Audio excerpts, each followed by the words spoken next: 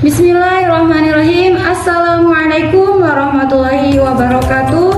Perkenalkan, nama saya Hasnawati Abdurrahman Kapitan dengan nomor NPM 10090222061 dari Fakultas Ekonomi dan Bisnis Prodi Ekonomi Pembangunan Angkatan 2022.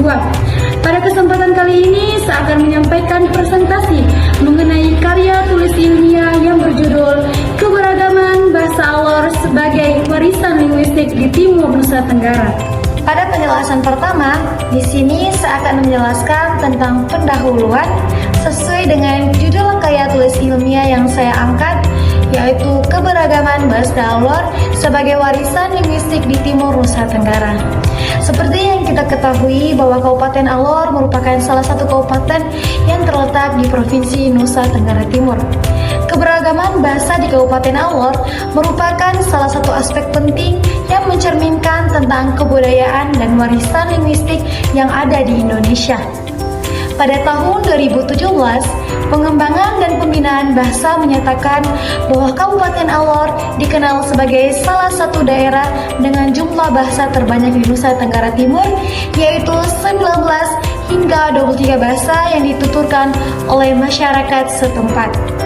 Namun keberagaman ini juga menghadapi tantangan yang begitu serius, yang mana banyak bahasa di Alor terancam punah karena berkurangnya jumlah penutur aktif. Selanjutnya di sini saya akan menjelaskan tentang keberagaman bahasa yang ada di Kabupaten Alor. Seperti yang tadi telah dijelaskan pada penjelasan sebelumnya, bahwa keberagaman bahasa di Alor itu mencapai hingga 19 sampai 23 bahasa. Namun di penjelasan kali ini saya akan menjelaskan bahasa utama yang digunakan oleh masyarakat di Kabupaten Alor. Yang pertama ada bahasa Alor. Nah, bahasa Alor ini ternyata merupakan bahasa utama yang digunakan oleh masyarakat Kecamatan Pantar. Yang kedua ada bahasa Adang. Bahasa Adang ini ternyata merupakan salah satu bahasa yang memiliki kedekatan linguistik dengan bahasa Alor.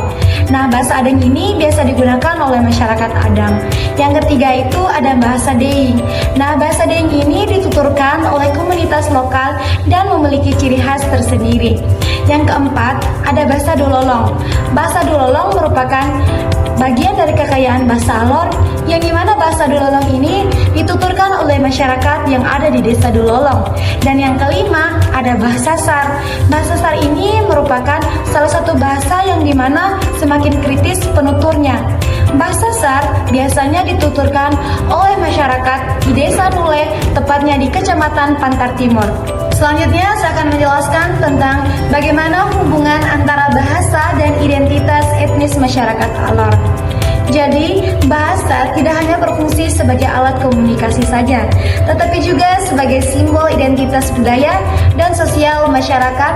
Dalam konteks Alor, hubungan antara bahasa dan identitas etnis sangatlah kuat, dengan setiap bahasa mewakili komunitas etnis tertentu dan memainkan peran penting dan mempertahankan warisan budaya yang ada di Kabupaten Alor. Penjelasan selanjutnya, di sini saya akan menjelaskan tentang kondisi terkini bahasa yang ada di Alor.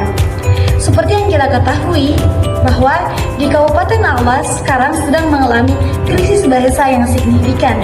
Di antara bahasa tersebut, satu bahasa Sar. Bahasa Sar ini penuturnya tinggal satu penutur aktif, yang dimana menjadikan kondisi bahasa ini sangat krisis. Yang kedua ada bahasa Kelamu.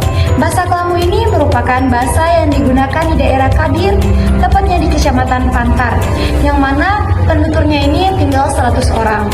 Yang ketiga ada bahasa Kiraman, merupakan bahasa yang dituturkan oleh masyarakat Padang Alang yang terletak di Kecamatan Alor Selatan, yang dimana jumlah penutur aktifnya tinggal 200 orang saja. Dan yang ketiga ada bahasa Dulolong.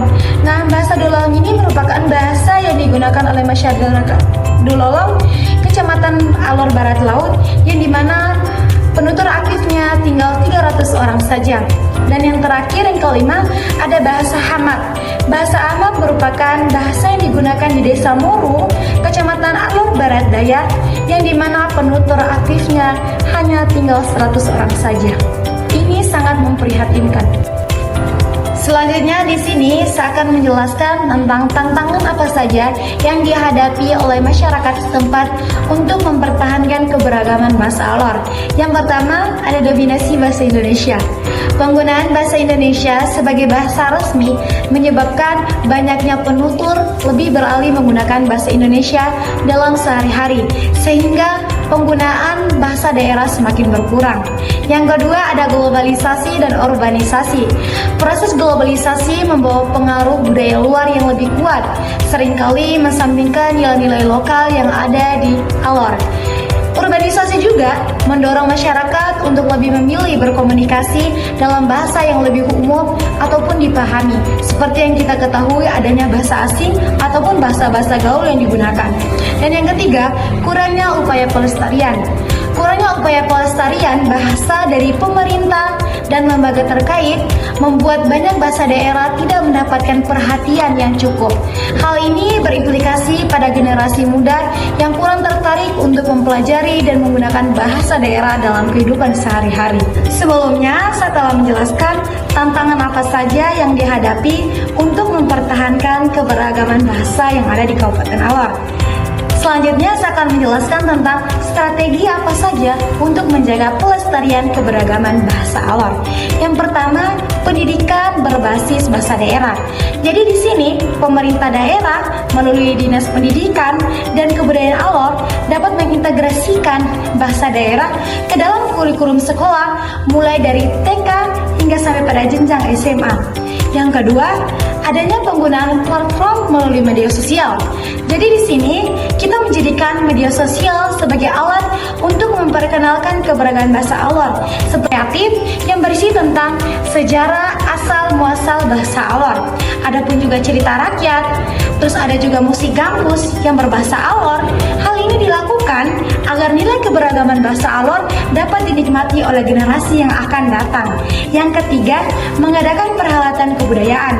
Hal ini merujuk pada acara kebudayaan yang bertujuan untuk memperkenalkan tradisi dan kekayaan budaya Alor untuk semua masyarakat melalui upacara adat yang melibatkan tokoh-tokoh adat setempat dan menampilkan tarian dan nyanyian tradisional dari berbagai suku yang ada di Kabupaten Alor dengan melibatkan generasi muda yang ada di tempat. Selanjutnya, di sini ada kesimpulan.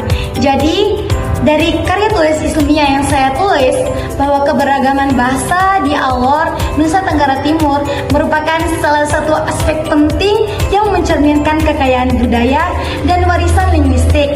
Meskipun demikian, upaya dalam pelestarian keberagaman bahasa Alor menghadapi berbagai macam tantangan, termasuk pengaruh bahasa Indonesia dan bahasa asing, dampak globalisasi dan urbanisasi, serta minimnya upaya pelestarian bahasa yang dilakukan baik dari masyarakat setempat, generasi muda, ataupun melalui bidang pendidikan. Dengan adanya upaya yang dilakukan dari berbagai pihak, diharapkan bahasa Alor dapat terus dijaga keberagaman dan keunikan yang terkandung di dalamnya sebagai warisan linguistik di Timur Nusa Tenggara untuk generasi yang akan datang. Sekian dari presentasi yang saya sampaikan. Kurang dan lebihnya saya mohon maaf. Wassalamualaikum warahmatullahi wabarakatuh. Sampai jumpa.